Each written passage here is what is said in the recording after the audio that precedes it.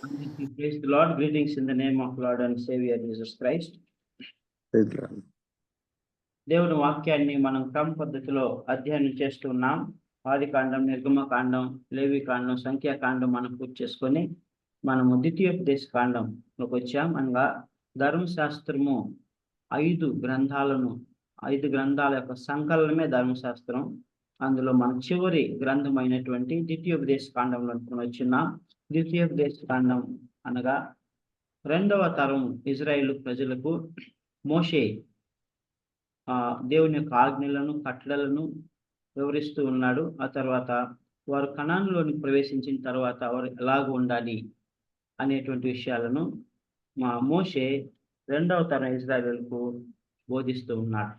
So దీని యొక్క ముఖ్య వచనాన్ని మనం చూసుకున్నట్లయితే 7వ అధ్యాయం 9వ వచనం. కాబట్టి నీ దేవుడైన యెహోవా తానే దేవుడని, తను ప్రేమించి తన ఆజ్ఞలను అనుసరించి నడుచుకుని వారికి తన నిబంధనను స్థిరపరచువాడును, 1000 తరముల వరకు కృప చూపువాడును, నమ్మదగిన దేవుడని, తను ద్వేషించు వారిలో ప్రతి వాణిని బహిరంగంగా నశింపు చేయుటకు వానికి దండను విధించువాడని నువ్వు తెలుసుకునవలెను.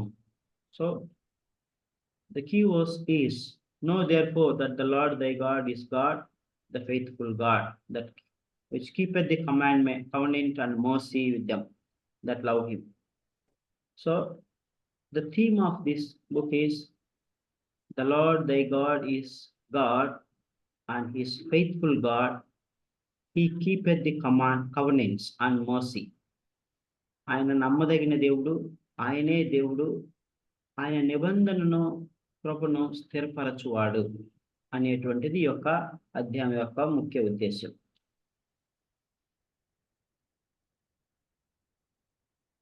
సో ఈ యొక్క ద్వితీయోపదేశ కాండాన్ని 3 భాగాలుగా మనం విభజించుకున్నాం. మొదటి భాగము మోషే యొక్క మొదటి సందేశం ఇజ్రాయేలు ప్రజలకు, యాత్రలో ఉన్నటువంటి ఇజ్రాయేలు ప్రజలకు ఇచ్చినటువంటి మొదటి సందేశము. ఇది 1వ అధ్యాయం నుంచి 3వ అధ్యాయం వరకు మనం చూసుకున్నాం. రెండవది మోషే ఇజ్రాయేలు ప్రజలకు చేసినటువంటి రెండవ సందేశం, detailed report, detailed message, second message.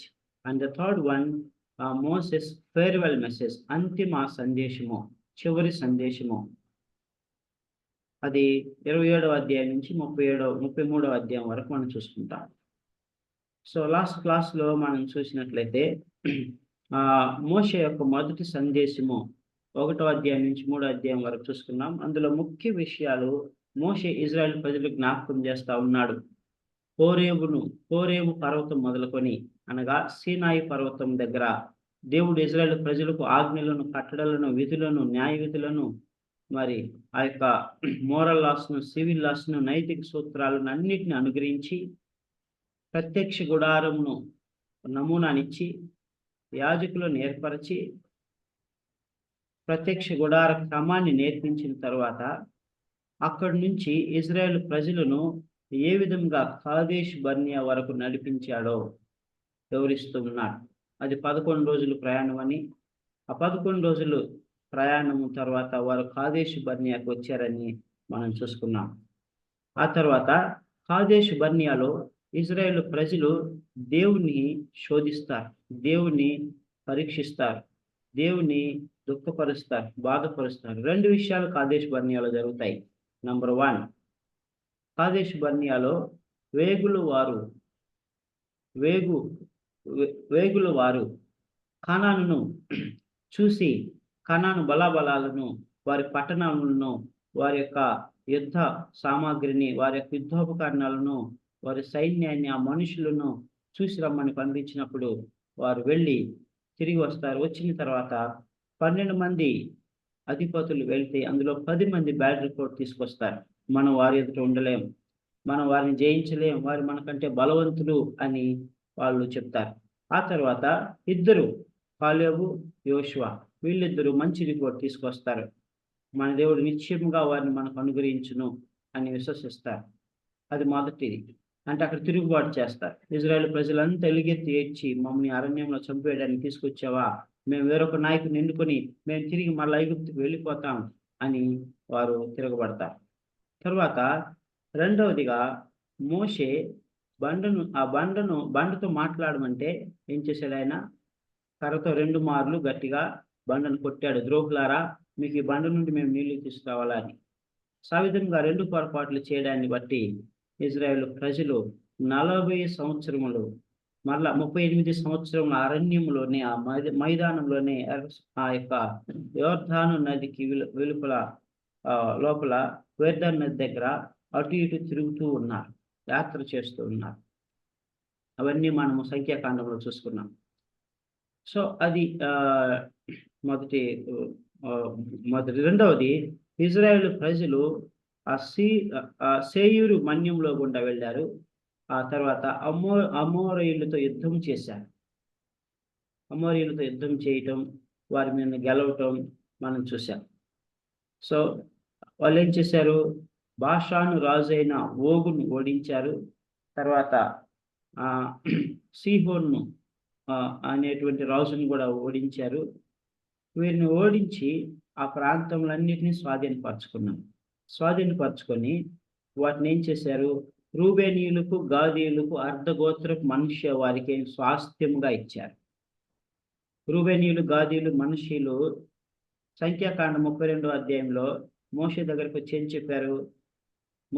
మోషే మాకు విస్తారమైన పశువులు ఉన్నాయి, గొర్రెలు ఉన్నాయి, ఎడ్లు ఉన్నాయి, మేకలు ఉన్నాయి.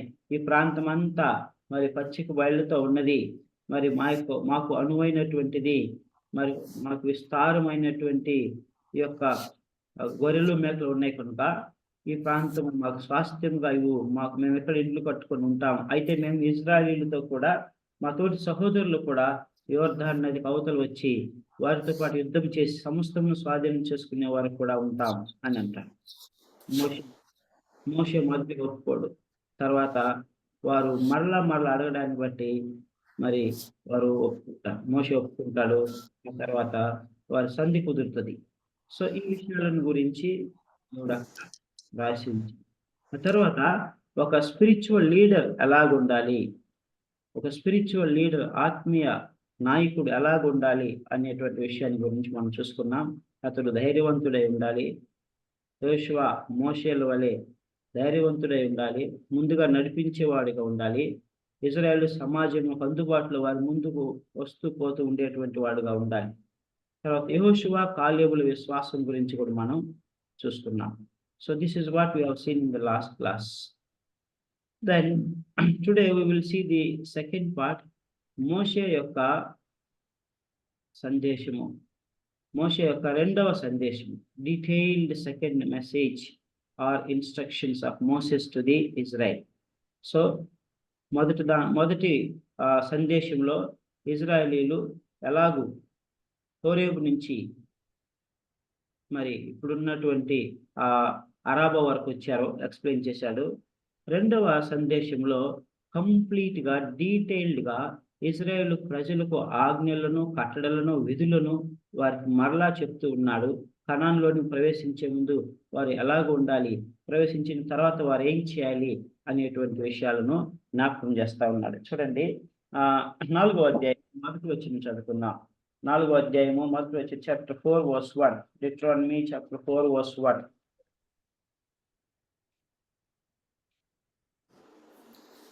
కాబట్టి ఇజ్రాయేలులారా, మీరు బ్రతికి మీ పితరుల దేవుడైన యెహోవా మీకు ఇచ్చుచున్న దేశంలోనికి మీరు పోయి స్వాధీనపరచుకున్నట్లు మీరు అనుసరింపవలసిన విధులను, కట్టడలను నేను మీకు బోధించుచున్నాను, వినుడి.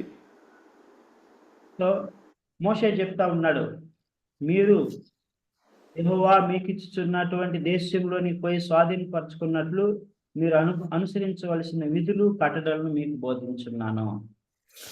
ఎందుకు బోధించున్నాడు? వారికి తెలియదు, ఎందుకంటే వారు రెండవ తరం ఇజ్రాయేలీలు. సో మొట్టమొదటి దేవుడు వారికి ఏం చెప్తున్నాడంటే, మొట్టమొదటిది చూడండి, ఆ రెండవ వచనంలో,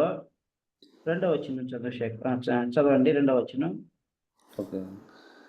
మీ దేవుడైన యెహోవా ఇచ్చిన ఆజ్ఞలను మీకు ఆజ్ఞాపించుచున్నాను, వాటిని గైకొనుట యందు నేను మీకు ఆజ్ఞాపించిన మాటతో దేనిని కలపకూడదు, దానిలో నుండి దేనిని తీసివేయకూడదు.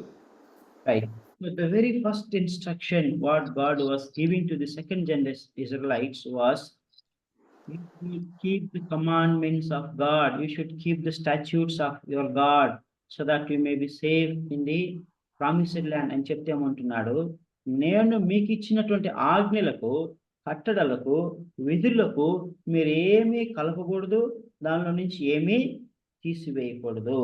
That means you should exactly practise what I have told you from the Lord. నేను దేవుని యొద్ద నుంచి పొందుకొని మీకు ఆజ్ఞాపించినటువంటి ఆజ్ఞలను, విధులను, కట్టడలను నువ్వు మార్చకూడదు, నువ్వు దాన్ని యాడ్ చేయకూడదు, దాని నుంచి ఏమి తీసివేయకూడదు. ఎగ్జాక్ట్ గా నువ్వు దాన్ని అట్లానే ఫాలో అవ్వాలి. ఎందుకంటే these are the commandments from God. ఇది దేవుని యొక్క వాక్కులు. దేవుని యొక్క వాక్కులకు, మాటలకు మనమేమి కలపకూడదు, మనమేమి తీసివేయకూడదు. మనము సంఖ్యాకాండంలో ఒక ప్రవక్త గురించి మనం నేర్చుకున్నాం. సంఖ్యాకాండంలో ఒకే ఒక ప్రవక్త కనపడతాడు. ఆ ప్రవక్త ఎవరంటే బిలాం. రైట్, గుర్తుందా? బిలాం గురించి మనం నేర్చుకున్నాం. మోయాబు మన్యంలో ఇజ్రాయేల్ వచ్చినప్పుడు బాలాకు భయం పుట్టి, మోయాబు దేశపు రాజు అయినటువంటి బాలాకు మరి మిద్యాను దేశంలో ఉన్నటువంటి బిలామును పిలిచి, ఇజ్రాయేలును శపించము, వాళ్ళు బలహీనులు అవుతారు, నేను వారిని జయిస్తాను అని డబ్బు ఆశ చూపించినప్పుడు దేవుడు ఏం చెప్పాడు? బిలాం ఏమి రెస్పాండ్ అయ్యాడు. దేవుడు నువ్వు వారితో వెళ్ళకూడదు అని చెప్తే బిలాం ఏమంటున్నాడు? ఆగండి, దేవుడు ఈ రాత్రి నాతో ఏం మాట్లాడతారో చూద్దాం, ఆ తర్వాత మీకు చెప్తానని వారిని నైట్ ఉంచుతాడు. That means what he was doing, అతను ఏం చేస్తా ఉన్నాడు? దేవుని యొక్క ఆజ్ఞల్ని, దేవుని యొక్క కట్టడలను మారుస్తా ఉన్నాడు కదా. సో తనకు కన్వీనియంట్ గా దాన్ని మారుస్తూ ఉన్నాడు. ఏమైనటువంటి దేవుని బిడ్డలారా, దేవుడు మనకు జ్ఞాపకం చేసేది ఏంటంటే, దేవుడు ఆజ్ఞలు మారవు, దేవుడు కట్టడలు మారవు, దేవుని విధులు మారవు. ఎగ్జాక్ట్ గా అవి ఒన్నే ఉన్నట్లుగా మనం పాటించాలి. You shall not have any other gods before me. You shall not have any carved image for you. నేను తప్ప వేరొక దేవుడు నీకు ఉండరాదు, పోత పోసిన విగ్రహములను చేసుకొని రాదు అని అంటే చేసుకోకూడదు. నీ దేవుడే యెహోవా నామమును వ్యర్థముగా ఉచ్చరింపకూడదు అని అంటే ఉచ్చరింపకూడదు, అంతే. The lord the day of Sabbath holy. Sabbath దినమును, విశ్రాంతి దినమును పరిశుద్ధంగా ఆచరించాలంతే.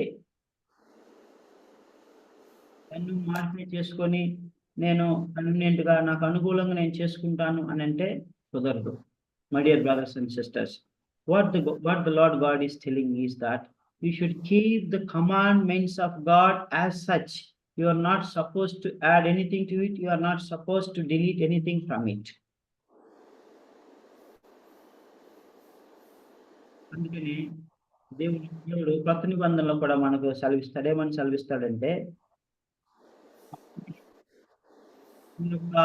ఈ నా మాటలు, ఈ యొక్క వాక్యంలో నుండి అన్ని నెరవేరుతాయి, ఒక్క పొల్లైనను తప్పిపోదు అని అంటాడు. That means all the things what God has prophesied, they will come to pass. ఇప్పటి వరకు దాదాపుగా 90% ప్రవచనాలు నెరవేరినాయి, 95-90 అంతవరకు నెరవేరినాయి అని అంటారు. సో మనము దానియేలు గురించి ధ్యానించుకునేటప్పుడు కూడా, దానియేలు గ్రంథం గురించి ధ్యానించుకునేటప్పుడు చూసాం 70 వారాల ప్రవచనం.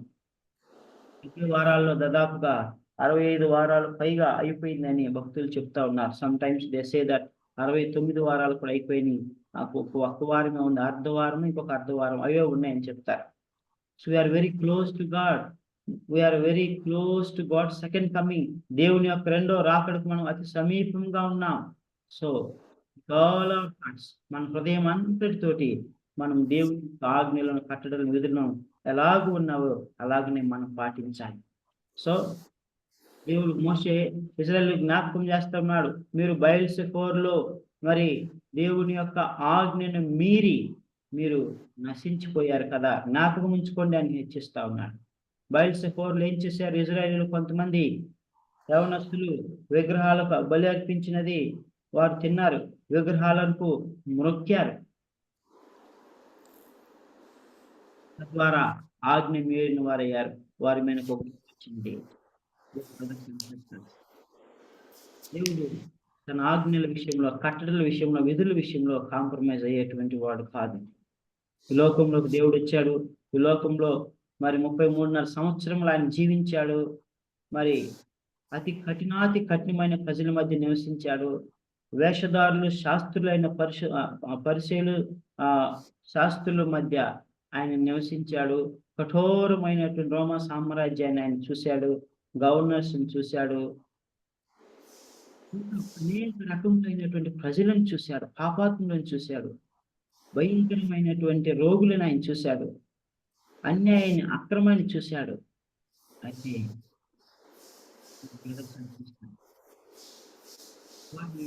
What we learn from Christ Jesus, ఆయన మన వలె శోధించబడిన వాడైండి, అన్ని విషయంలో, శరీర విషయంలో శోధించబడిన వాడైండి, మరి ఏ పాపము ఆయన చేయలేదు అని మనం చదువుకుంటాం. At he lived a blameless life, అయినా కూడా ఆయన మరి ఎలాంటి మత్సరము లేని జీవితము, బ్లేమ్లెస్, నిర్దోషమైనటువంటి జీవితం జీవించాడు. యాట్ హీ లెర్న్ ఒబీడియన్స్, ఆయన జీవితం నేర్చుకున్నాడు, నిర్దోషిగా జీవించాడు. Why? Because Jesus Christ exactly did what God told him to do. I cannot do nothing of myself. నా తండ్రికి తెలియకుండా నేనేమి చేయలేను. What ever I receive from my lord, that only I do అన్నాను. నా తండ్రి వద్ద నుంచి నేనేం పొందుకుంటానో దాన్నే చేస్తూ ఉన్నాను. నేను ఆ తండ్రికి వేరుగా నేనేమి చేయను. తండ్రి ఆజ్ఞాపిస్తేనే నేను చేస్తాను. నేను నా తండ్రి మేము ఒకటే అని అంటాడు. Whatever the commandment was given to God, Jesus Christ from God the Father, he did as such. దేవుని కుమారుడైండి, అన్ని అధికారములు గలవాడైండి, దేవుడైండి, సమస్తమును అధికారమును పొందుకున్న వాడైండి కూడా దేవుడయ్యాడు. తండ్రి ఆజ్ఞాపించిన దానికి, తండ్రి చేయమని చెప్పిన దానికి ఏమీ కలపలేదు, ఏమీ తీసివేయలేదు. That's what in John chapter 17 we learn from Jesus Christ prayer. యేసుక్రీస్తు యొక్క ప్రార్థన మనము యోహాను సువార్త 17వ అధ్యాయంలో మనం చూసినట్లయితే మనకి చాలా స్పష్టంగా అర్థమవుతుంది. అక్కడ అద్భుతమైనటువంటి సాక్ష్యాన్ని ప్రభు అయినటువంటి యేసుక్రీస్తు చెప్తాడు. 17వ అధ్యాయము, జాన్ చాప్టర్ 17 verse 3 and 4.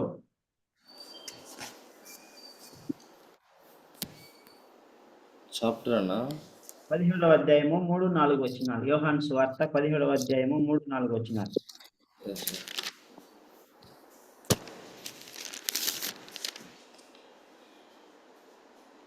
అద్వితీయ సత్యదేవుడైన నిన్నును నీవు పంపిన యేసుక్రీస్తుని ఎరుగుటయే నిత్య జీవము. చేయుటకు నీవు నాకు ఇచ్చిన పని నేను సంపూర్ణముగా నెరవేర్చి భూమి మీద నిన్ను మహిమపరిచితిని.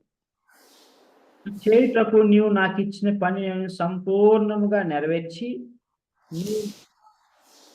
భూమి మీద నిన్ను మహిమపరిచితిని. భూమి మీద నిన్ను మహిమపరిచితిని. So verse 6 and 7. లోకము నుండి నీవు నాకు అనుగ్రహించిన మనుషులకు నీ నామమును ప్రత్యక్షపరచితిని. వారు నీవారై ఉండిరి, నీవు వారిని నాకు అనుగ్రహించితివి. వారు నీ వాక్యము గైకొని ఉన్నారు. నీవు నాకు అనుగ్రహించిన మాటలు నేను వారికిచ్చి ఉన్నాను. వారు ఆ మాటలు అంగీకరించి నేను నీ యొద్ద నుండి బయలుదేరి వచ్చి తినని నిజముగా ఎరిగి నీవు నన్ను పంపితవని నమ్మిరి గనుక. నీవు నాకు అనుగ్రహించినవన్నీ నీ వల్లనే కలిగినవన్నీ వారు ఇప్పుడు ఎరిగి ఉన్నారు. నేను వారి కొరకు ప్రార్థన చేయుచున్నాను. సో ఈ యొక్క 2-3 వచనాల్లో, ఈ యొక్క వచనాల్లో మనం ఏం చూస్తాము? నీవు నాకు అనుగ్రహించిన మాటలు నేను వారికి ఎగ్జాక్ట్ గా దేవుడు ప్రభు అయినటువంటి యేసుక్రీస్తు తండ్రి అయిన దేవుడి నుంచి ఏమైతే పొందుకున్నాడో వాటిని ఇచ్చాడు. వాటిని ఏం మార్చలేదు, వాటిని ఏమి తీసివేయలేదు. మళ్ళీ ఏమంటున్నాడు? నేను నీవు నాకు అనుగ్రహించిన మాటలు నేను వారికి ఇచ్చి ఉన్నాను. వారి మాటలను అంగీకరించి నేను నీ వద్ద నుండి బయలుదేరి వచ్చినని నిజముగా ఎరిగి నీవు నన్ను పంపితివని నమ్మిరి గనుక అని అంటున్నాడు. సో ప్రభు అయినటువంటి యేసుక్రీస్తువే తండ్రి ఇచ్చినటువంటి మాటలను యాజ్ సచ్ గా శిష్యులకు ఇచ్చాడు. మరి ప్రజలకు బోధించాడు. వాటిలో ఏమీ కలపలేదు, వాటిలో ఏమీ తీయలేదు. అందుకే నేను I can do nothing of my self. దేవుని బిడ్డలారా, మనము వాటి దేవుడు అయినటువంటి ప్రభు అయినటువంటి యేసుక్రీస్తే తండ్రి మాటను సంపూర్ణంగా నెరవేర్చాడు. మరి మనమే పాటి వారము. Therefore, we should not turn away from the commandments of God. కుడికి గాని ఎడమకు గాని దేవుని ఆజ్ఞ నుండి మనం తొలగిపోకూడదు. However the circumstances may be, however the difficult times may be, however the tough times may be, even మరణం వరకు కూడా మనము దేవుని ఆజ్ఞలు ఉన్నట్లుగా పాటించడం నేర్చుకున్నాను.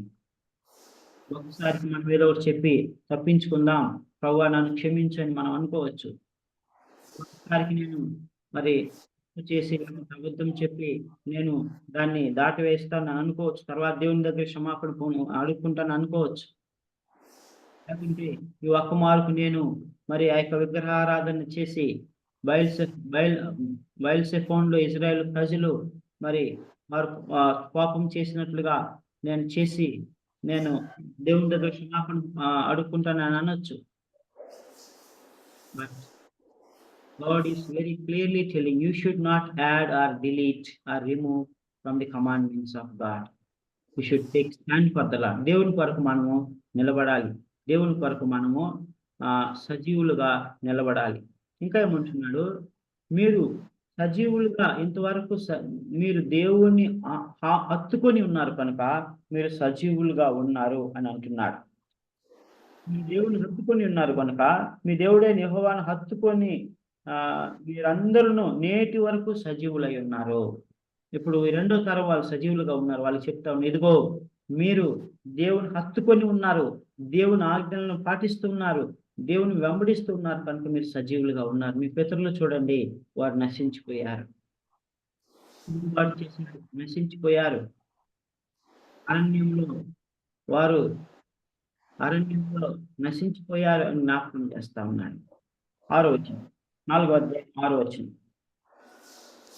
ద్వితీయోపదేశకాండము 4వ అధ్యాయము 6వ వచనం, చాప్టర్ 4 వర్స్ 6. ఈ కట్టడలన్నిటినీ మీరు గైకొని అనుసరింపవలెను. వాటి గురించి విను జనుల దృష్టికి అదే మీకు జ్ఞానము, అదే మీకు వివేకము. వారు చూచి నిశ్చయముగా ఈ గొప్ప జనము జ్ఞానం వివేచనము గల జనమును చెప్పుకుందరు. సో ఇక్కడ దేవుడు అంటున్నాడు, మీరు ఈ కట్టడలను మీరు అనుసరించి గైకొని అనుసరించిన ఎడల వాటిని గూర్చి విని జనులందరి దృష్టికి అదే మీకు జ్ఞానము, అదే మీకు వివేకము. చూడండి, దైవ జ్ఞానము వివేకం ఎక్కడ ఉన్నాయి? దేవుని యొక్క వాక్యంలోనే ఉన్నాయి. సామెతల గ్రంథం అంతా జ్ఞానమే. సామెతల గ్రంథం అంతా యవనస్తులు మరి నాయకులు పెద్దవారు ఎలాగ ఉండాలి, ఎలాగో దీనిలో ఉండాలి, ఎలాగో వారిని తాము పరిశుద్ధులుగా ఉంచుకునాలి, లోకంలో వచ్చేటువంటి లోకంలో ఉన్నటువంటి ఆ దుష్టత్వం నుంచి, చెడు నుంచి ఎలా కాపాడుకునాలి అనేటువంటివి స్పష్టంగా రాయబడి ఉన్నాయి. ఆత్మీయ జ్ఞానం గురించి దేవుడు సెలవిస్తా ఉన్నాడు. యాకోబు రాసినటువంటి పత్రిక 3వ అధ్యాయము, జేమ్స్ చాప్టర్ 3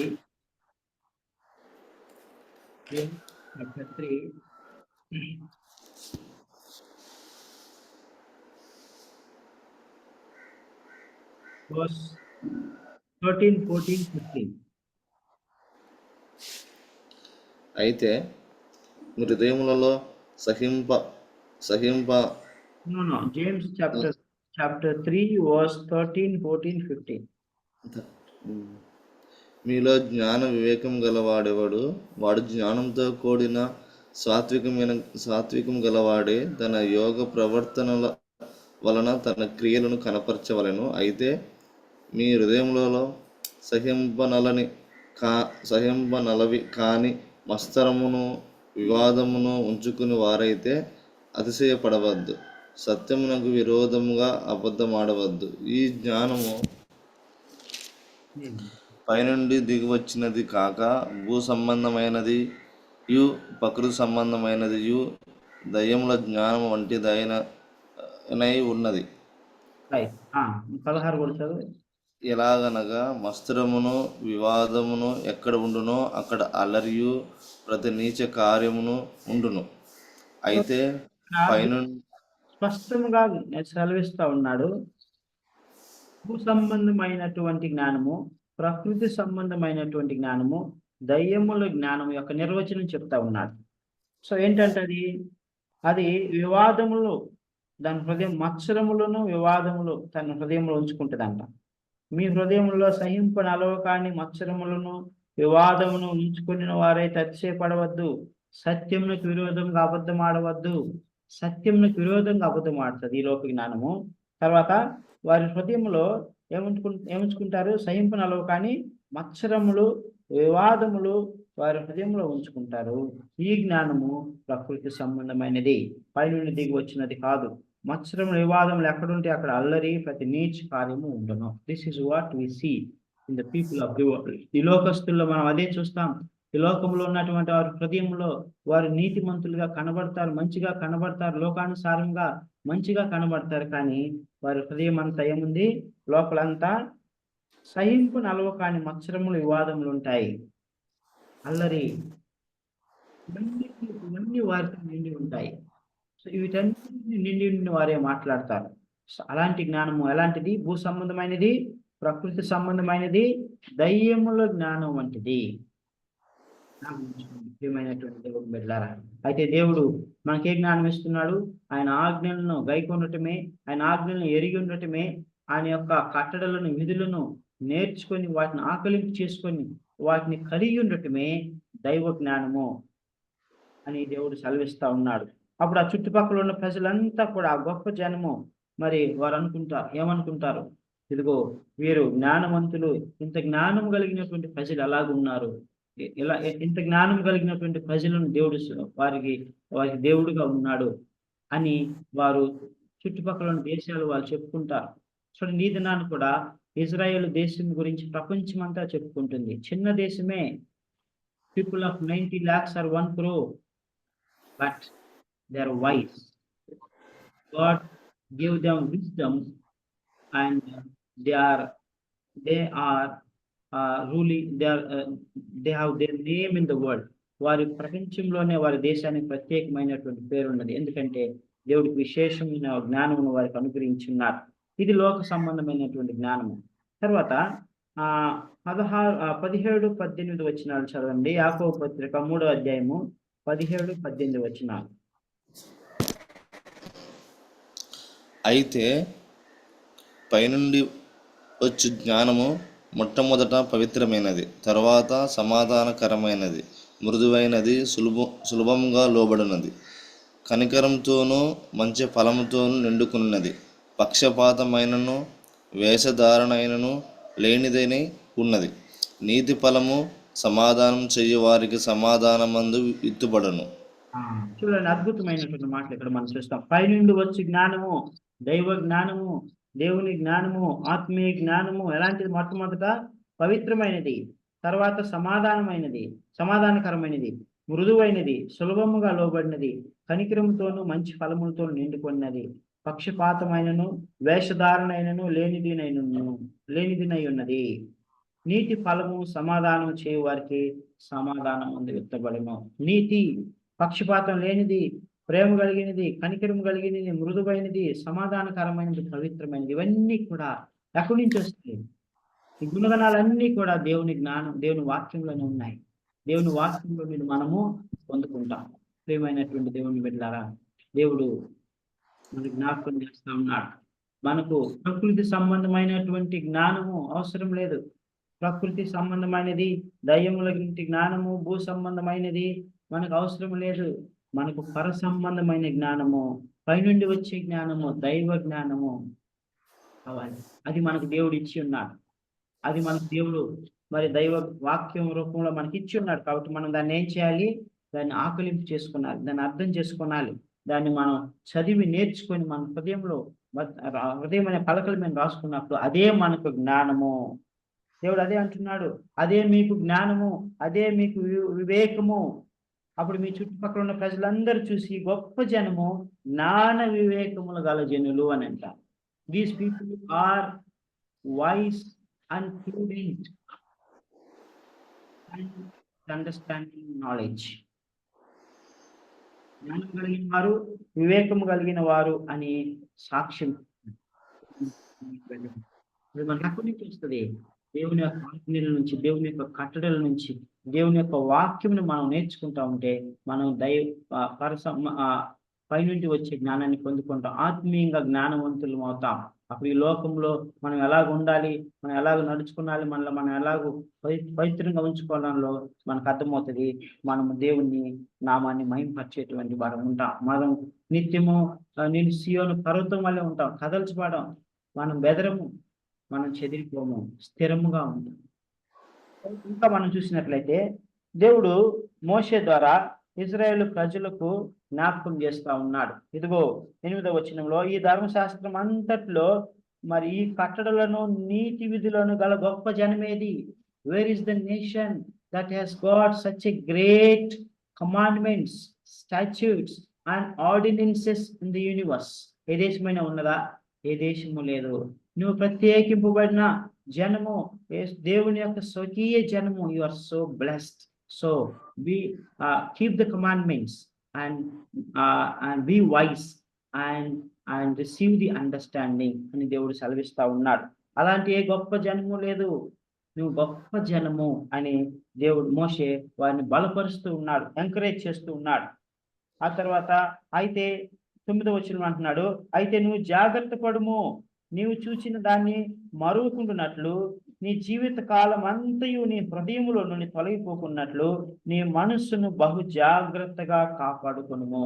9వ వచనంలో, నీ జీవిత కాలం అంతయు నీ హృదయంలో నుండి ధర్మశాస్త్రం తొలగిపోకున్నట్లు, ఆయన ఆజ్ఞలు కట్టడలు తొలగిపోకున్నట్లు నీ మనస్సును బహు జాగ్రత్తగా కాపాడుకొనుము అని అంటున్నాడు. నీ మనస్సును బహు జాగ్రత్తగా కాపాడుకొనుము అని అంటున్నాడు. సో కాబట్టి ప్రియమైనటువంటి దేవుని వెళ్ళారా, మోషే 2వ తరం ఇజ్రాయేలు జ్ఞాపకం చేస్తా ఉన్నాడు. మీరు ఆజ్ఞలను కట్టడలను మీ హృదయం అనే పలకల మీద రాసుకునండి, ధ్యానించండి, మీకు జ్ఞానం వస్తుంది, దైవ జ్ఞానం వస్తుంది, మీరు వివేకం కలిగిన వారు అవుతారు, మరియు మీరు గొప్ప జనం అవుతారు. చుట్టుపక్కల ఉన్నటువంటి ప్రజలు ఆశ్చర్యపోతారు, అయ్యో జ్ఞాన వివేకములు కలిగినటువంటి గొప్ప జనము వీరు దేవుడు గొప్ప దేవుడు అని అంటారు. సో అని అంటారు. ఆ తర్వాత మీరు మీ హృదయములను మరి జాగ్రత్తగా, మీ హృదయంలో నుండి ఈ యొక్క ఆజ్ఞలు కట్టడం తొలగిపోకుండా జాగ్రత్తగా కాచుకోము అని అంటాడు, కాపాడుకోము అని అంటాడు. ఆ తర్వాత దేవుడు జ్ఞాపకం చేస్తాడు, మిమ్మల్ని హేరో పర్వతం మీద, సినాయి పర్వతం మీద దేవుడు అగ్ని గంధకములో నుండి మీతో మాట్లాడాడు. జ్ఞాపకం ఉంచుకోనండి. గ్రేట్ గాడ్, అలాంటి గొప్ప దేవుడిని కలిగిన జనులు ఎవరైనా ఉన్నారా? ఎవరూ లేరు. ఈ భూమి మీద మీరే ఉన్నారు, మీరు గొప్పవారు, మీరు దేవాతి దేవుని ప్రజలు అని వారిని బలపరుస్తూ ఎంకరేజ్ చేస్తూ ఉంటాడు. ఆ తర్వాత ఏమంటాడంటే, మరి మీరు అలాగ చేయడం వలన అది మీకు నీతి అనుగ్రహించింది అంటాడు. తర్వాత ఒక ముఖ్యమైన ఇన్స్ట్రక్షన్ వాళ్ళకి చేస్తాడు, ఏంటంటే విగ్రహారాధన విషయంలో మీరు జాగ్రత్తగా ఉండండి. 4వ అధ్యాయం 21వ వచనం, ద్వితీయోపదేశకాండం 4వ అధ్యాయము 21. మరియు యెహోవా మిమ్మల్ని బట్టి నా మీద కోపపడి నేను ఈ యొర్దాను దాటకూడదనియు నీ దేవుడైన యెహోవా శాశ్వతంగా నీకు ఇచ్చుచున్న ఈ మంచి దేశంలో ప్రవేశింపకూడదనియు ప్రమాణం చేశాను. 25. మీరు పిల్లలను కని ఆ దేశమందు బహుకాలం నివసించిన తర్వాత మిమ్మల్ని మీరు పాడు చేసుకుని ఏ స్వరూపం కలిగిన విగ్రహమైనను చేసి నీ దేవుడైన యెహోవా కోపం పుట్టించి ఆయన కన్నుల ఎదుట కీడు చేసిన ఎడల మీరు ఈ యొర్దాను దాటి స్వాధీనపరచుకున్న దేశంలో ఉండకుండా త్వరలోనే బొత్తిగా నశించిపోదురని భూమాకాశములను ఆకాశములు మీ మీద సాక్షులుగా ఉంచుచున్నాను. ఆ దేశమందు బహు దినములుండక మీరు బుద్ధిగా నశించిపోదురు. మరియు యెహోవా జనుల్లో మిమ్మల్ని మరియు కొట్టును. మరియు యెహోవా జనములలో మిమ్మల్ని చెదరగొట్టును. ఎగ్జాక్ట్ గా దేవుడు ముందుగానే వారికి వార్నింగ్ ఇచ్చాడు, ఇన్స్ట్రక్షన్ ఇచ్చాడు. మీరు గనుక ఆజ్ఞని మీరి విగ్రహారాధన చేశారంటే మీరు బొత్తిగా నశిస్తారు, మిమ్మల్ని అక్కడి నుంచి చెదరగొడతానని అన్నాడు. అదే జరిగింది. ఇజ్రాయేలీలు కనానులోనికి వెళ్ళిన తర్వాత సౌలు, తర్వాత దావీదు, తర్వాత సొలొమోన్, ఆ తర్వాత కొంతమంది రాజులు వచ్చారు. ఆ రాజుల కాలం అంతా కూడా శత్రువుల చేతిలో ఓడిపోయిన వారుగా ఉన్నారు. విగ్రహారాధన బట్టి, వ్యభిచారం బట్టి, జారత్వం బట్టి, తిరుగుబాటు స్వభావం బట్టి. నెబుకద్నెజర్ రాజు వచ్చి మందిరాన్ని పడగొట్టి అందులో ఉన్న పరిశుద్ధ ఉపకరణములన్నీ తీసుకొని వెళ్తాడు. దానియేలు లాంటి తెలివి కలిగినటువంటి షడ్రక్, మేషక్, అబేద్నెగో లాంటి వారిని కూడా ఆయన మరి చెరపట్టుకొని తీసుకొని వెళ్తాడు. శ్రేష్టమైన వారిని చెరపట్టుకొని తీసుకెళ్తాడు. ఇజ్రాయెల్ను బానిసలుగా వారి దగ్గర ఉంచుకొని ప్రతి సంవత్సరం వారింత అమౌంట్ ఆ యొక్క నెబుకద్నెజరుకు చెల్లించవలసి ఉన్నది. అది కూడా మనం వచ్చే ముందు చదువుతాం రాజుల గ్రంథాల్లో, ద్వితీయ క్రానికల్స్ లో మనం చదువుతాం. సో ఈ విధంగా మనం చూసినట్లయితే దేవుడు ముందుగానే వార్నింగ్ ఇచ్చాడు. అయితే ఇజ్రాయెల్ ప్రజలు ఆ తర్వాత తప్పిపోయిన వారుగా ఉన్నాడు. సో దేవుడు మనకి ఎప్పుడు కూడా వార్నింగ్స్ ఇస్తూ ఉంటాడు, మనల్ని హెచ్చరిస్తూ ఉంటాడు, జరగబోయే వాటిని మనకు బయలుపరుస్తూ ఉంటాడు. అయితే వాటిని గ్రహించుకొని హృదయమంతతో వాటిని మనం పాటించి మనం వాటిని జయించాలి. విగ్రహారాధన చేసావా, నీవు అక్కడ ఎక్కువ నాళ్ళు ఉండవు, కనాను దేశంలో ఉండవు, నువ్వు శత్రువుల చేతికి అప్పగించబడతావు, బొత్తిగా నశించిపోతావు, నేనే మిమ్మల్ని అక్కడి నుంచి తోలి వేస్తానని చెప్తా ఉన్నాను, చెదరగొడతాను అంటున్నాను. That's what happen. ఎగ్జాక్ట్ గా అదే జరిగింది. సో కాబట్టి దేవుని ఆజ్ఞను మనం వేరకూడదు. ఏం చేయాలి? 29 వచనం, అయితే అక్కడ నుండి నీ దేవుడైన యెహోవాను మీరు వెతికిన ఎడల నీ పూర్ణ హృదయంతోను పూర్ణ ఆత్మతోను వెతికినప్పుడు ఆయన నీకు ప్రత్యక్షమగును. అయితే నువ్వు ఒకవేళ పొరపాటు చేసినా నువ్వు దేవునికి మొరపెట్టు, పూర్ణ హృదయంతో పూర్ణాత్మను వెతికితే ఆయన నీకు కనబడతాడు. నీ పితరులకు చేసిన వాగ్దాన్ని జ్ఞాపకం చేసుకుంటాడు. నిన్ను మరువడు, నిన్ను విడివాడు, ఎడబాడి మరలా నిన్ను దర్శిస్తాడు, మరలా నిన్ను సరిచేస్తాడు అని దేవుడు సెలవిస్తా ఉన్నాడు. ఈ విధంగా కొన్ని అమూల్యమైనటువంటి సందేశాలను మోషే ఇజ్రాయెల్ ప్రజలకి ఒక 4వ అధ్యాయంలో సెలవిస్తా ఉంటాడు.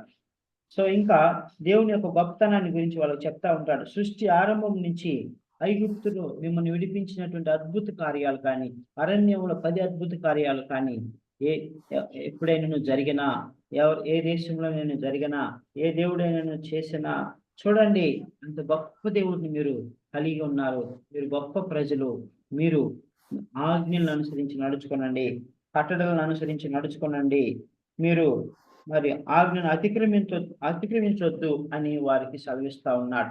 ఆ తర్వాత పురాలను మీకు ఇచ్చి ఉన్నాడు.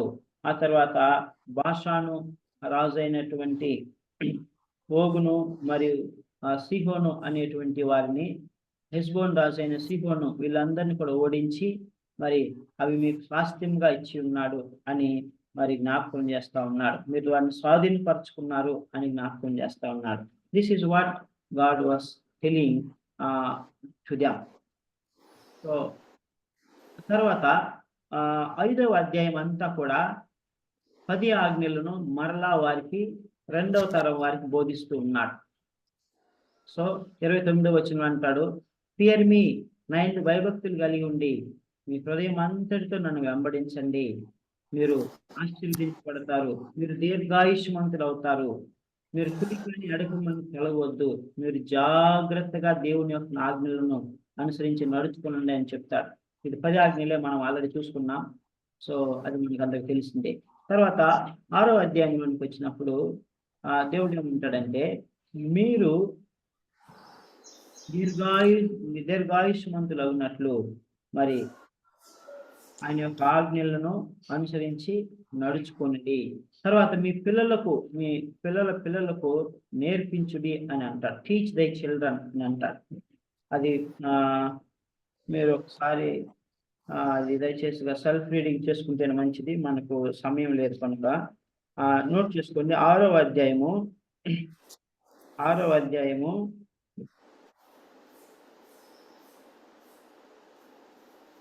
we will study it. This is very, very important chapter. So next class we will study. We will stop here. మీ పిల్లలకు నేర్పించమని అంటాడు. Okay. So God willing, we will see it in class. So we will stop here.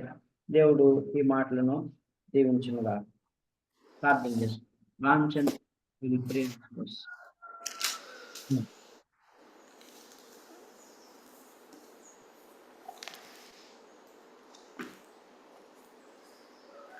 అర్థమవుతుందా? సర్వోన్నతుల సర్వాధికారి మీకే వందనములు, స్తోత్రములు ప్రభా. ఇదిగో ఆయన ఇచ్చిన వాక్యానికే స్తోత్రం ప్రభా తండ్రి దేవ నాయన ప్రభా. ఇదిగో నాయన ప్రభా, ద్వితీయ ప్రభా మాకు ఈ యొక్క వాక్యాన్ని ఇస్తుండగా మీరు స్తోత్రం ప్రభా తండ్రి దేవ నాయన ప్రభా. ఇదిగో సంఖ్యాకాండంలో ప్రభా తండ్రి మేము నేర్చుకున్న విషయాన్ని బట్టి నాయన ప్రభా, మా యొక్క పితరులు ప్రభా, ఇశ్రాయేలీయులు ప్రభా నాయన ప్రభా తండ్రి ఐగుప్తు నుండి ఈ విధంగా వచ్చారు నాయన ప్రభా తండ్రి. వాళ్ళు కనానుకు ఎలాగ ప్రవేశించారు ప్రభా తండ్రి. మీ యొక్క వాక్యాన్ని ప్రభా తండ్రి, మీ యొక్క కట్టడలను గైకొనకుండా నాయన ప్రభా, ఏ విధంగా అవిశ్వాసం వల్ల నాయన ప్రభా, సనుకోవటం వల్ల, విసుకుంటం వల్ల ప్రభా తండ్రి, నేను పునాత్మతోను పునః హృదయంతోను వారు సేవించకుండా ఆయన ప్రభా దారి తప్పిపోయారు ప్రభా తండ్రి. వాళ్ళ అరణ్యంలో నశించిపోయారు ప్రభా తండ్రి దేవనాయన ప్రభా. ఇదిగో నాయన ప్రభా, నీ ఎందు నమ్మకం లేకుండా ప్రభా తండ్రి, అవిశ్వాసం చేతనే ప్రభా తండ్రి వారు అరణ్యంలో కూలారు ప్రభా తండ్రి. ఇదిగో నాయన ప్రభా, అక్కడ నుంచి ప్రభా వేరే తరమును ప్రభా తండ్రి తీసుకొచ్చారు ప్రభా తండ్రి. ప్రభుత్వ యెహోషువ కాలేబు నుంచి ప్రభా తండ్రి ప్రభా ఇంకొక తరమును తీసుకొచ్చారు ప్రభా. తర్వాత ద్వితీయోపదేశ కాండం నుంచి ప్రభా తండ్రి మరి తిరిగి ప్రభా తండ్రి నీ కట్టలను ప్రభా అనేక మార్లు ప్రభా తండ్రి దేవ నీ యొక్క ప్రజలకు బోధించిన ఆయన ప్రభా అనేక సార్లు వారికి అవకాశం ఇస్తున్నారు ప్రభా తండ్రి. మీకు స్తోత్రం ప్రభా తండ్రి నాయన ప్రభా. మీకే స్తోత్రం ప్రభా తండ్రి దేవ నాయన ప్రభా. ఇదిగో నాయన ప్రభా, మీ యొక్క వాక్యమే ప్రభా, మీ యొక్క వాక్యం అందే నాయన జ్ఞాన వివేచనలు నిగూఢమై ఉన్నాయి ప్రభా తండ్రి. సర్వ సంపదలు జ్ఞాన వివేచనలు ప్రభా తండ్రి కేవలం నీ యొక్క వాక్యం అందే ఉన్నాయి ప్రభా. మీకే స్తోత్రం ప్రభా తండ్రి దేవనైనా ప్రభా. మీరు ఇచ్చిన వాక్యానికి స్తోత్రం ప్రభా. ఇదిగోనైనా ప్రభా, మేము మా హృదయంలో మా జీవితంలో ప్రభా తండ్రి ఎటువంటి విగ్రహం ఉంచుకోనకుండా మాకు సహాయం చేయండి నాయన ప్రభా తండ్రి దేవ. ఇదిగోనైనా ప్రభా సహాయం చేయండి నాయన ప్రభా తండ్రి. కేవలం ప్రభా నిన్నే పూర్ణాత్మతోను పూర్ణ హృదయంతోను ప్రభా తండ్రి సేవించేటువంటి మనసు మాకు దయచేయమని ప్రార్థిస్తున్నాం ప్రభా. నీ యొక్క వాక్యం సెలవిస్తుంది ప్రభా. మీ యొక్క ధర్మశాస్త్రం ప్రభా యథార్థమైనది ప్రభా, నమ్మదగినది నాయన ప్రభా తండ్రి. ప్రాణము ప్రభా తండ్రి యొక్క వాక్యం ప్రాణము తెప్పరలు చేయాలని చెప్తుంది ప్రభా. కీర్తనకారుడు చెప్తున్నారు ప్రభా తండ్రి దేవ. బుద్ధిహీనులకు జ్ఞానం పుట్టించు ప్రభా నీ ధర్మశాస్త్రం ప్రభా తండ్రి దేవ నాయన ప్రభా. ఎంతో యథార్థమైనది నమ్మదగినది ప్రభా తండ్రి. బుద్ధిహీనులకు జ్ఞానం దయచేసినటువంటి గొప్ప వాక్యం ప్రభా తండ్రి. మీ యొక్క ధర్మశాస్త్రం ప్రభా యొక్క ఉపదేశములు ప్రభా తండ్రి ఎంతో ప్రభా తండ్రి నిర్దోషమైనవి నాయన ప్రభా. మా యొక్క హృదయాలకి సంతోషం కలుగజేసే గొప్ప సంతోషమును నిర్మలమైన వాక్యమును ప్రభా తండ్రి దయచేసే గొప్ప దేవుడు నాయన ప్రభా తండ్రి. మీ యొక్క ప్రభా తండ్రి ఏముంది భయభక్తులు ప్రభా పవిత్రమైనదని చెప్పారు ప్రభా తండ్రి. ఇదిగో నీ యొక్క జ్ఞానం అయిన ప్రభా పవిత్రమైనది, నిర్మలమైనది, నిష్కల్మషమైనది అని చెప్పారు ప్రభా తండ్రి. మీకే స్తోత్రం ప్రభా. మీ యొక్క వాక్యాన్ని మాకు దయచేసిన ఆయన ప్రభా మీతోడు మాకు దయచేయని ప్రార్థిస్తున్నాం ప్రభా. ఇదిగోనైనా ఈ రోజు అంతటిని ప్రభా తండ్రి మీకు మీ చేతులకు అప్పచెప్తున్నాం ప్రభా. మీరే మాకు తోడయండి, మా సహోదరులందరినీ నడిపించమని పరిశుద్ధుడు నజరేయుడైన యేసుక్రీస్తునామమున అడిగి వేడుకుంటున్నాం తండ్రి. ఆమేన్. అందరికీ ప్రైజ్ ది లార్డ్.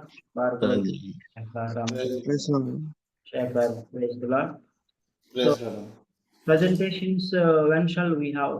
ఎప్పుడు మనం ప్రెజెంటేషన్ ఇస్తున్నాం? నంబర్ సంఖ్యాకాండం గురించి ఎంత టైం కావాలి? శేఖర్కి ఆరోగ్యం బాగాలేదన్నాడు.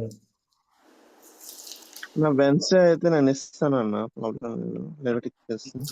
ఓకే, రామచంద్రయ్య అన్నా మన సంఖ్యాకాండం గురించి ఒక్కొక్కరికి ఒక్కొక్క టాపిక్ ఇచ్చాం కదా. అవునండి.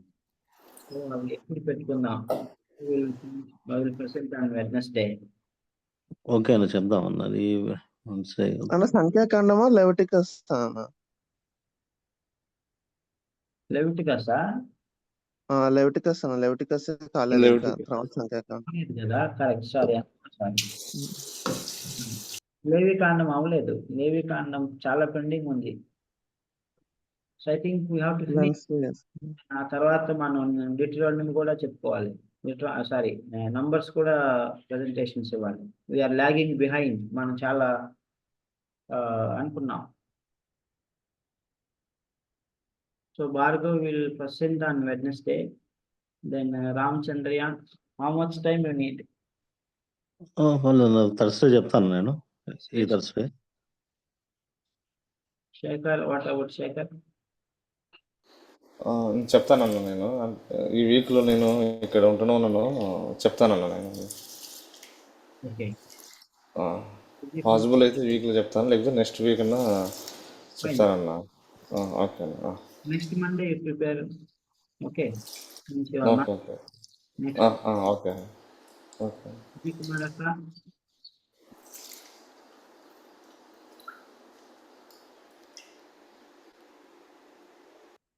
Okay, I will talk her over. No problem. Okay, so this week Bhargav and Ramchandra will be presenting. Wednesday, Thursday, right? సంఖ్యాకాండం, Okay.